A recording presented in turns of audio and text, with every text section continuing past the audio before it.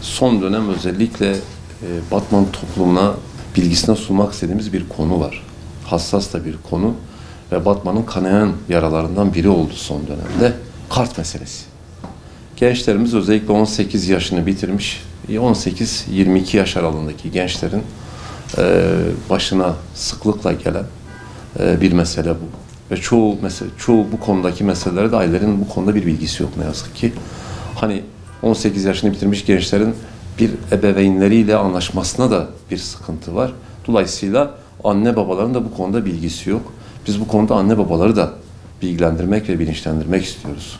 Ne oluyor? Gençler 1000-2000 lira, 3000 lira karşılığında ne yazık ki kartlarını dolandırıcılara veriyorlar. Gidip banka kartı çıkartıyorlar, hesap açtırıyorlar. Daha sonra ne oluyor? Daha sonra bu dolandırıcılar ki çoğunun merkezi Ankara, İstanbul, Adana, Urfa'dır, Batman'da değil. Bunlara gidip üçüncü şahısları dolandırmak suretiyle özellikle bilişim yöntemiyle bu şahısların kartlarına parayı yatırıyorlar ve daha sonra çekiyorlar.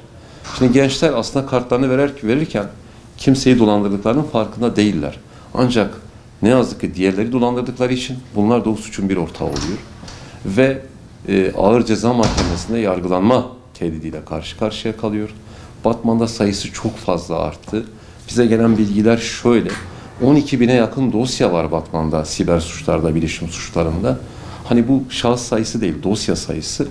Ama biz 3.000'in üzerinde gencin bu cezayı kovuşturmayla ve soruşturmalara maruz kaldığını biliyoruz. Ailelere düşen bir görev var ve gençlerimize düşen bir görev var. Asla ve asla kimseye para karşılığında veya parasız kart çıkartmasınlar, hesap açmasınlar, vermesinler. Çünkü sonrasında onları ağır ceza mahkemesinde yargılama ve 3 yılın üzerinde bir ceza bekliyor.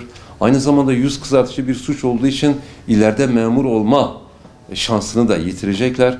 Bu anlamda dikkatli olmalarını istiyoruz. Asla ve asla kimseye, hiç kimseye gidip kart çıkartıp, banka kartı çıkartıp vermesinler, hesap açtırmasınlar. Çünkü ileride telafisi güç ve imkansız zararlar doğacak. Teşekkür ediyorum.